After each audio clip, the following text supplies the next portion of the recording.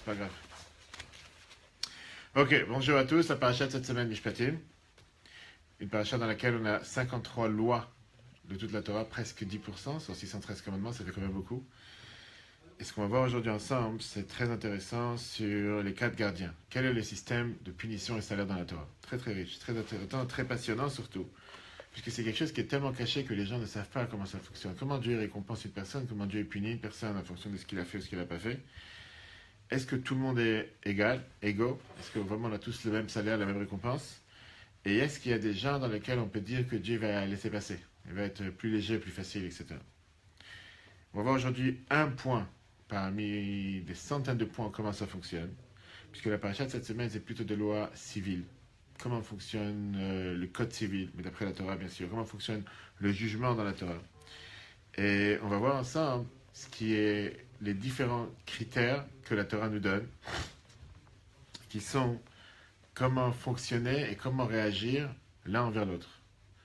Un être humain envers un autre être humain. Et en fonction de ces 4 différents types de gardiens que nous avons dans la Torah, on va voir qu'est-ce que nous représentons dans notre service de Dieu, 4 différentes manières de servir Dieu, et en fonction de ces différentes manières, comment chacun de nous sert Dieu, en fonction, Dieu agit envers nous. Très très riche. Court et riche.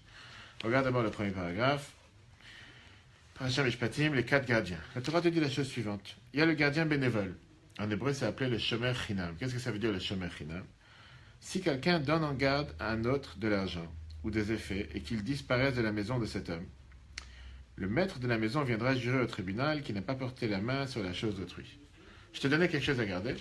Je t'ai pas payé pour ça. Je t'ai dit, fais-moi un service, je vais en vacances, garde-moi mon portable, garde-moi ma moto, garde-moi ma voiture, garde-moi ma maison. Peu importe, garde-moi quelque chose d'important. Il a disparu. Puisque tu n'as pas été payé pour ça, tu m'as rendu juste une simple faveur. La Torah te dit, à l'époque, tu devais venir jurer au tribunal que c'est pas toi qui as fauté. En 2 mots, tu l'as pas laissé traîner avec la porte ouverte, la fenêtre ouverte, et que c'est pas à cause de toi qu'il a disparu, et t'es quitte. T'as rien à rembourser. Écoute bien, parce qu'après on va voir les différences. Qu'est-ce que ça veut dire pour nous dans la vie de tous les jours? Deuxièmement, tu as le deuxième type. Le gardien rémunéré. Ce qu'on appelle en hébreu le shomer sachar. Ce gardien, si quelqu'un donne en garde à un autre, un âne, un bœuf, ou une pièce de menu bétail, ou un animal quelconque à l'époque, aujourd'hui c'est n'importe quelle autre chose, et que celui-ci meurt, l'autre ne payera pas. Parce qu'il est mort, c'est pas de ta faute. Mais si la bête lui avait été dérobée, il administrera le propriétaire. Pourquoi? Parce que je t'ai payé. Je t'ai payé pour garder. Je t'ai payé pour garder. Tu es responsable, tu dois payer. Tu dois faire attention. Maintenant, s'il est mort, c'est comme si je te dis, je t'ai donné mon ordinateur, un Mac Pro, peu importe, je t'ai donné un ordinateur à garder. Il ne marche plus quand je reviens. Il est mort. Qu'est-ce que je te dis? C'est pas de ma faute qu'il est mort. Par contre, s'il a été volé, je t'ai payé pour quelque chose. Je t'ai payé, tu es responsable, tu dois rembourser. Ça, encore une fois, c'est texte. Après, on va voir qu'est-ce que ça veut dire dans la vie de tous les jours. Après, tu as l'emprunteur. L'emprunteur, c'est si quelqu'un emprunte à un autre un animal et que celui-ci soit estropié ou meurt, si le propriétaire est absent, l'autre est tenu de payer. Qu'est-ce que ça veut dire un emprunteur? Un emprunteur, ça veut dire quelqu'un qu'il a emprunté gratuitement. On ne parle pas ici d'un emprunteur, c'est pas qui loue tout. Ce n'est pas une société où tu as emprunté, où tu as loué. On ne parle pas de louer maintenant. Le louer, on va voir après. Non, pas je t'ai emprunté, j'ai dit prête-moi ta machine. Et j'ai pas fait attention.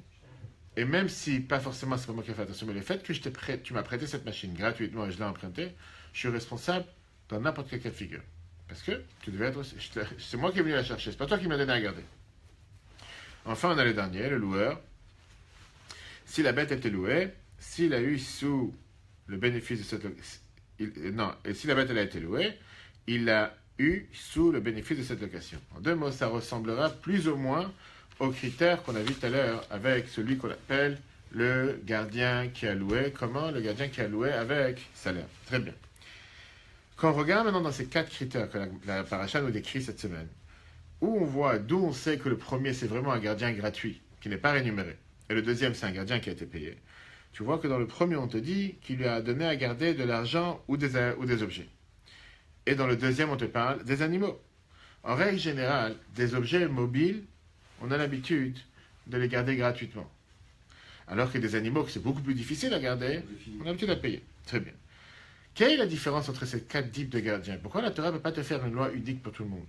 Pourquoi tu dois avoir ici le gardien bénévole, le gardien rémunéré, le gardien rémunéré, l'emprunteur et le loueur? Pourquoi il y a ces 4 types de gardiens? Vient Rambam Maïmonide dans le guide des égarés et il te donne ici la description idéal pour comprendre pourquoi on a une telle différence et pourquoi une telle différence de responsabilité en fonction de quel type de gardien tu es. D'abord, lisons le texte. C'est très simple. Quand on doit réfléchir en termes de business, la question elle est qui a rendu faveur à qui? Qui a fait une faveur à qui? Qui a agi ici pour le bien de l'autre? Est-ce que c'est moi qui t'ai fait une faveur ou c'est toi qui m'as fait une faveur? Et en cas de figure générale, comment la Torah elle regarde?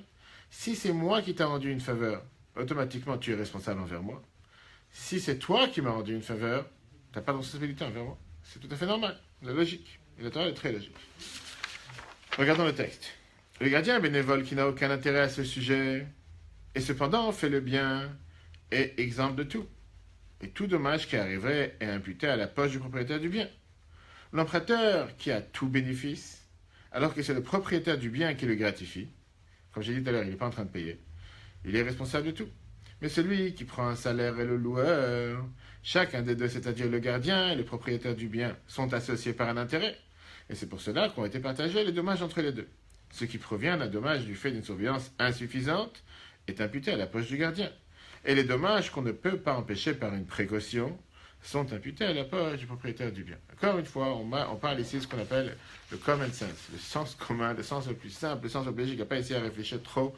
D'après Rambam, c'est très simple. Le gardien bénévole, c'est vraiment un bénévole. Qu'est-ce que ça veut dire un bénévole?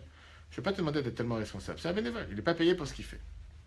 Puisqu'il n'est pas payé pour ce qu'il fait, donc il est quitte dans n'importe quel cas de figure que ce n'était pas de sa faute.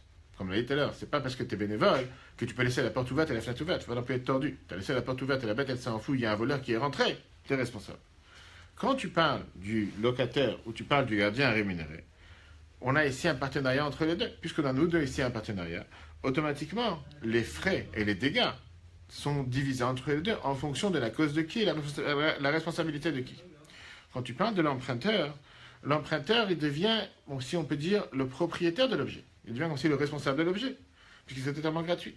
Donc même dans un cas où il y a un cas de force majeure, un cambrioleur il est venu à la maison, et c'est les responsables, il doit payer. Pourquoi? Parce qu'il est considéré comme le propriétaire, sans différence. D'accord? Ça, ce sont les lois.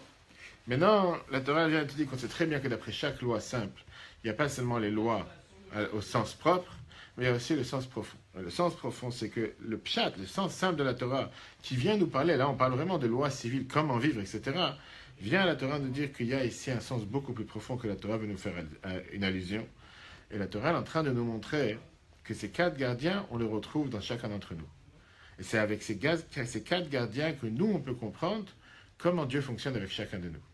Pourquoi l'un il est récompensé, l'autre il n'est pas récompensé, pourquoi un il est puni, pourquoi l'autre il n'est pas puni, etc. Ben pourquoi? Regardons d'abord ce qui est écrit dans le Midrash, dans Rashi, page 3e paragraphe. La Torah parle de sujets spirituels et fait allusion au monde matériel. Dans le Midrash, c'est écrit, il dit à ses paroles à Yaakov. Ce sont les paroles, ses statuts et ses lois à Israël. Ce sont les lois car les attributs de Dieu ne sont pas semblables aux attributs de l'homme, qui est fait de chair et de sang. L'homme fait de chair et de sang indique aux autres que faire, et lui ne fait pas. Et Dieu n'est pas ainsi. Plutôt, ce qu'il fait, il dit à Israël de faire et de garder. Quand Dieu nous demande de faire quoi que ce soit, lui aussi il le fait. On va tout de suite voir c'est-à-dire il le fait. Il nous a demandé de mettre en application ces différentes lois en fonction de ces différents gardiens. Lui aussi, il agit de la même manière, et lui aussi, il agit avec ses 4 gardiens envers nous. Vient Rashi. Rashi nous dit, comme le dit le parabole de l'ancien, le parabole de celui qui a précédé le monde, la Torah, qui est l'allégorie de Dieu. Il vient le livre des 10 paroles, la Torah parle en fait des mondes supérieurs et fait allusion au monde inférieur. Et donc, on est bien obligé de dire l'exemple la plus simple, la plus facile, qu'on peut comprendre, c'est Shabbat. Pourquoi on fait Shabbat, tout court? Pourquoi on se repose le 7e jour? Parce que la Torah dit, Dieu s'est reposé Shabbat. Le fait que Dieu va Yamar Bayom Hashvi, on dit dans les Kiddush, Dieu s'est reposé Shabbat. C'est pour ça qu'on fait Shabbat. Exactement la même chose avec toutes les mitzvot. Si dans le code de loi civile que la Torah a mis en place, on a ces différents 4 gardiens, on doit retrouver ces 4 gardiens forcément, spirituellement parlant. Et c'est ce qu'on va voir aujourd'hui ensemble. Vient le Shalok, qui est le livre de Shnei Luchat Abrit, sur la Gemara Psachim. Et lui, il te dit comme ça. De la même manière que tu as 4 gardiens dans le monde civil, dans la société, tu retrouves ces 4 gardiens entre Dieu et l'homme. Qui veut dire, nous tous, nous sommes considérés comme des gardiens. Dieu nous a donné le monde pour le garder, pour le protéger. D'ailleurs, c'est la première phrase que Dieu a dit à Adam. Quand il a créé Adam et Ève, il l'a mis dans le Gan Eden, dans le paradis, il lui a dit, le Ovda ou le Shamra, pour le servir et pour le protéger. Dieu a dit, je te confie le monde pour protéger la planète. parle pas maintenant des écolos, on parle en général. Dieu nous a placés dans ce monde pour protéger. Qu'est-ce que ça veut dire pour protéger? Dieu nous a dit comment protéger sa planète, par ça qu'on fait ce que Dieu nous demande. De la même manière qu'il a demandé à Adam et Rachel. Et là, on va retrouver 4 différents types de gardiens. Alors, avant d'entrer dans le texte, dans la société, quand on voit aujourd'hui dans notre entourage, on voit des gens qui pratiquent la Torah et les mitzvot, on peut facilement détecter ces 4 types de personnes. Prenons le premier, le gardien bénévole. Comment on voit dans la Torah, comment on voit dans la pratique des mitzvot, quelqu'un qui est un gardien bénévole? On a dit tout à l'heure que le gardien bénévole, c'est quoi? C'est quelqu'un qu'il a décidé de se donner pour garder le bien, pour garder l'objet qui lui a été confié. Il n'a aucun intérêt dedans, il ne gagne absolument rien, il n'est pas payé pour ça. Le seul intérêt qu'il a, c'est de rendre service à la personne qui lui a confié. Dans le service de Dieu, on parle de quelqu'un qui fait la volonté de Dieu. Son seul but, c'est de faire ce que Dieu lui a demandé. Il ne cherche pas ici un gain personnel, il ne cherche même pas une récompense personnelle. Rambam nous dit par rapport à Abraham, qu'Abraham était quelqu'un qui était Oved, mais Ava, qui servait Dieu par amour, pas parce qu'il attendait quoi que ce soit dans le monde, mais Rambam te dit, Oseh, à Emet, puis chez Emet. Il faisait la vérité parce que c'est la vérité. C'était Abraham, qu'est-ce qu'il avait gagné? Il avait le monde entier contre lui. Personne n'était d'accord avec sa vision des choses. Au départ, le père du monothéisme, il n'avait rien sur terre qui disait, ah, il va gagner quelque chose. Au contraire, il a risqué sa vie, il a été jeté dans une fournaise en feu. Il n'avait rien à gagner. Seulement, dans sa tête, c'est la réelle réalité, c'est la vraie vérité. Et je ne vois pas pourquoi je devrais m'aligner à ce que le monde fait quand je suis convaincu que le vrai n'est pas avec le monde, mais avec ce que moi j'ai dévoilé, qu'il y a un Dieu sur terre, il y a quelqu'un qui dirige cette planète. Ça, c'est ce que représente le gardien bénévole dans le service de Dieu. Faire ce que Dieu demande de toi sans rien attendre en contrepartie. Je ne fais pas ça pour que, je ne fais pas ça pour un intérêt, pour aucun intérêt. Je fais ça parce que c'est la volonté de Dieu, pour ça je le fais. Okay. Le deuxième type de gardien, c'est ce qu'on a vu tout à l'heure, le shomer sachar, le gardien qui est rémunéré. Qu'est-ce que ça veut dire rémunéré? Lui aussi, il a tout intérêt à garder le bien. Il a ici un intérêt, pas seulement à garder le bien, mais avec cet intérêt à garder le bien, il a aussi le sentiment que je le fais parce que je vais gagner une paye derrière. Parce que tu me payes tant par jour, pour ça je vais le faire. En 2 mots, c'est quelqu'un qui se dit, moi, je fais ce que Dieu me demande, avec vitalité. Je fais ce que Dieu me demande avec joie, avec enthousiasme, mais à la fin, je vais payer pour mon salaire, je vais payer pour mon travail. Quoi? Peu importe, la santé, la famille, le travail, j'attends d'être payé. Est-ce que c'est viable, non viable? Est-ce que c'est convenable, non convenable? On va voir après. C'est pas interdit. La Torah te dit clairement, il y a beaucoup de mitzvahs dans lesquels la Torah te dit, tu mettras la mezuzah pour être protégé, tu mettras les tefilines, tu auras longue vie, tu vas respecter les parents, tu auras longue vie. La Torah n'interdit pas forcément cette formule. Mais c'est une deuxième formule. Je fais parce que j'ai intérêt, je veux faire ce que Dieu il attend de moi, mais j'attends aussi d'être payé pour. Le problème se posera le jour où je vais te dire, il n'y a pas de salaire. Les caisses sont vides. Je n'ai pas à te payer. Est-ce que tu vas faire ou tu ne vas pas faire? Ça, on verra après. Passons maintenant au troisième cas de figure qui est le loueur. Le loueur, c'est quelqu'un qu'il est venu prendre l'objet pour pouvoir en profiter.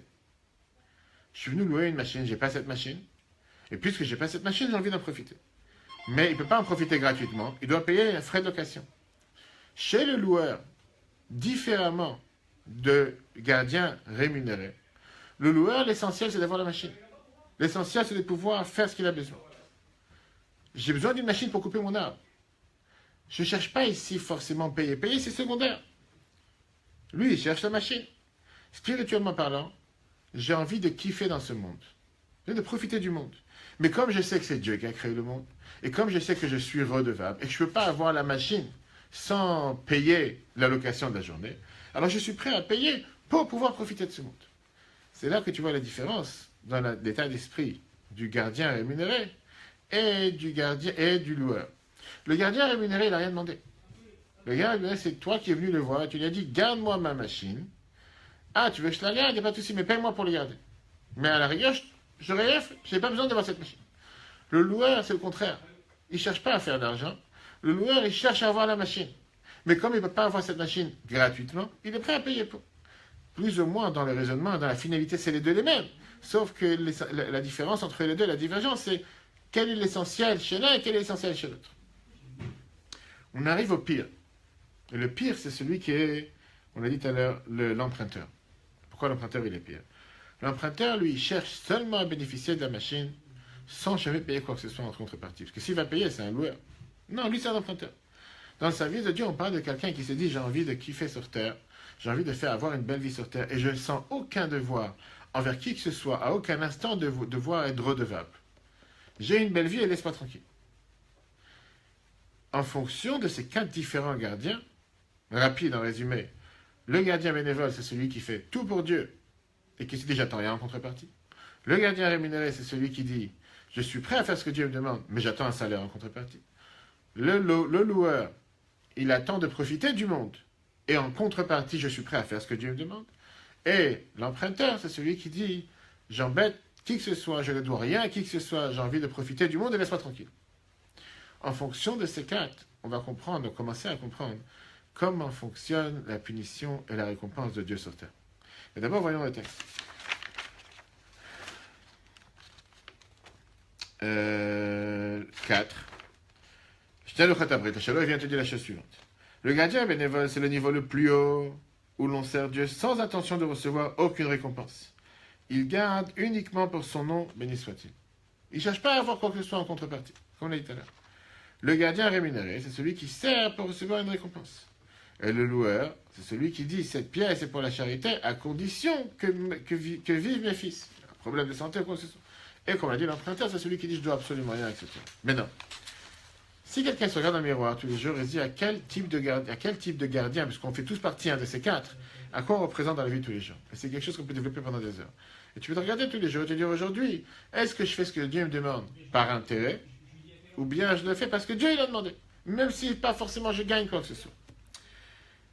Avançons, avant d'analyser chaque personnage, et on va voir maintenant quels sont les degrés de responsabilité, quels sont les degrés de devoir de chacun de ces gardiens. Dans la vie de tous les jours, que ce qu'on a dit tout à l'heure, que le gardien qui a été bénévole, il n'a aucune responsabilité. À partir du moment qu'il n'a pas fauté, il ne doit rien. Le gardien rémunéré, on a dit que s'il y a eu une faute, il est responsable. Il n'est pas responsable dans le cas qu'il y a eu une mort de l'animal, ce n'est pas de sa faute. Mais s'il y a une faute qui dépend de lui, il aurait dû faire attention. Le loueur, on a dit la même chose, et l'emprunteur, on a dit que même s'il y a un cas de force majeure, il doit payer. C'est exactement la même manière comment Dieu travaille sur terre. Prenons d'abord le gardien rémunéré. On a dit tout à l'heure qu'il est quitte dans n'importe quel cas de figure. La seule cas de figure qu'il est responsable, c'est seulement quand il a fait une grave faute. Viens la Torah, elle te dit, quand tu sers Dieu sans attendre rien en contrepartie, Dieu, il t'acquitte de quoi que ce soit, même si tu as fait une erreur. Involontaire, bien sûr. Parce qu'on était là, si tu as laissé la porte ouverte, c'est de ta faute. Si tu as fait une erreur volontaire, là, tu devras payer. Si tu as fait quelque chose volontairement contre Dieu, tu auras une conséquence, tu auras une punition. Mais dans tout le reste des cas de figure, le fait que toute ta vie, tu es quelqu'un qui sert Dieu sans attendre rien en contrepartie, même si tu as fait une erreur, Dieu l'oublie. Je vais passer. C'est comme si tu n'as rien fait. Pourquoi? Parce que c'est mesure contre mesure. Le fait que tu n'attends rien en contrepartie, je ne peux pas exiger de toi quoi que ce soit. Même si tu as fait une erreur, ce n'est pas ton erreur. Prenons le gardien rémunéré et le loueur. On a dit que les deux sont obligatoires, sont obligés de payer sur un vol, mais ils sont quittes dans un cas de force majeure, dans le service de Dieu. Quand tu sers Dieu pour être payé en contrepartie, Dieu te dit, tu es responsable de payer. Même dans les cas de figure où tu n'as pas été fautif, mais tu aurais pu faire mieux attention. Le fait que tu n'as pas fait autant attention, automatiquement, tu es responsable de payer les conséquences si la bête elle a été perdue, volée, abîmée, etc. Le seul cas de figure dans lequel il est quitte, c'est dans le cas où c'était un cas de force majeure. Pourquoi? Parce qu'au final, il fait ce que Dieu lui demande, sauf qu'il dit, je suis prêt à le faire à condition que je suis payé. Donc la Torah, elle te dit, on fait moitié-moitié. Quand tu es fautif, et tu aurais pu éviter cette faute, tu dois payer. Un cas de force majeure, un cas qui est imprévu, un cas dans lequel tu ne t'attendais pas, que des cambrioleurs sont venus, dans la vie spirituelle, un cas que tu n'as pas fait attention, et que tu as eu un cas de force majeure, tu n'as pas pu faire ce que Dieu demandait de toi, là il va te pardonner. Parlons maintenant de celui qui est l'emprunteur, celui qui dit je ne dois rien à personne, je ne suis jamais redevable, et j'embête le monde entier, il n'y a pas de Dieu, il n'y a pas de Torah, il n'y a pas de mitzvot, je fais ce que j'ai envie, il est responsable sur tout. Quelqu'un qui se dit je suis le patron du monde, il n'y a pas de Dieu sur terre, je profite du monde sans aucun devoir, je ne suis pas redevable envers qui que ce soit, la Torah te dit que même s'il y a un cas de force majeure, même s'il y a un cas dans lequel tous les autres sont quittes, ils n'ont rien besoin de payer, lui il est obligé de payer. Pourquoi? Parce qu'on parle ici de quelqu'un qui est pas égoïste, mais qui pense tellement qu'il n'y a pas de Dieu sur terre. Il n'y a pas de Dieu, pourquoi tu veux que je te sauve? Débrouille-toi tout seul, laisse-moi tranquille. On peut comparer, l'arbitre dit très intéressant, qu'on peut mettre les 3 autres dans le cas de figure dans le cadre des employés, quelqu'un qui sont un employé, un salarié, Au final, s'il y a quelque chose dans le bâtiment qui se passe, c'est pas de leur faute. Le bâtiment, il a pris feu, il y a une inondation, c'est pas eux. Alors que l'emprunteur, on peut le comparer à quelqu'un qui est un auto-employeur, quelqu'un qui est self-employeur, quelqu'un qui est auto-entrepreneur. Il n'a pas un employé. Il ne se considère pas comme un employé. Il se considère comme un auto-entrepreneur. Auto-entrepreneur, tu es responsable de tout. Tu te débrouilles et laisse-toi tranquille. Exactement la même chose. Où on voit dans l'histoire un cas de figure dans lequel Dieu il a puni quelqu'un malgré que c'était un cas de force majeure et qui ne gérait pas ses propres moyens. On dit que ça c'est le cas de celui qui est un emprunteur. Que même s'il y a un cas de force majeure, néanmoins il est responsable et doit payer. Où on voit une telle histoire. Bien sûr que la première idée qui nous vient à la tête, c'est Pharaon. Viens le Shalo et te dit. Le Shalo qui est le Shnel Uchatabrit. Lui, il te dit que Pharaon était considéré comme un emprunteur. Pourquoi? Parce que lui, qu'est-ce qu'il a dit? Le Nil est le mien. Le fleuve est le mien. C'est moi qui l'ai créé. C'est moi le patron du monde. Il n'y a pas de Dieu sur terre. C'est moi qui dirige. Et Dieu, et c'est d'ailleurs la réponse à la question, comment Dieu a pu le punir alors que Dieu il a endurci son cœur. La réponse, elle est qu'au départ, c'est lui qui l'a cherché. De venir avec un tel ego et de dire qu'il n'y a pas de Dieu sur terre. De venir avec un tel ego et dire je fais ce que j'ai envie, j'embête le monde, c'est moi le Dieu, débrouille-toi. Même s'il y a un cas de force majeure, même quand après Pharaon, son cœur a été endurci par Dieu, après que lui l'a endurci les 5 premières fois, Dieu a dit ah t'as joué à ça, maintenant on va voir si tu vas pouvoir, même si tu vas vouloir les laisser sortir, tu ne vas pas pouvoir les laisser sortir. Ça c'est le cas de figure qu'on a dans l'histoire de quelqu'un qui a voulu se montrer comme quoi il n'y a pas de Dieu sur terre. Dieu lui a dit si c'est comme ça tu l'as payé pour tout. Quel enseignement on apprend de ça? Et comment on doit vouloir vivre dans la vie de tous les jours? Aspirer et demander à chacun d'être un gardien bénévole, c'est impossible. On n'a pas tous ce niveau. Chacun il a besoin, il veut la santé, il veut le travail, il veut la parnassa, il veut voir ce qu'il a besoin. Pas tout le monde est capable d'arriver au niveau d'un gardien bénévole qui est un tzaddik, de dire j'ai rien besoin, je veux rien, je cherche rien, je demande rien, la seule chose je fais ce que Dieu l'a demandé. C'est sûr que c'est ce qu'on doit aspirer, à vouloir servir Dieu sans attendre un salaire en contrepartie. De l'autre côté, vient les Chachamim et nous disent la phrase suivante. Vaut mieux servir Dieu en attendant une contrepartie que de ne pas le servir.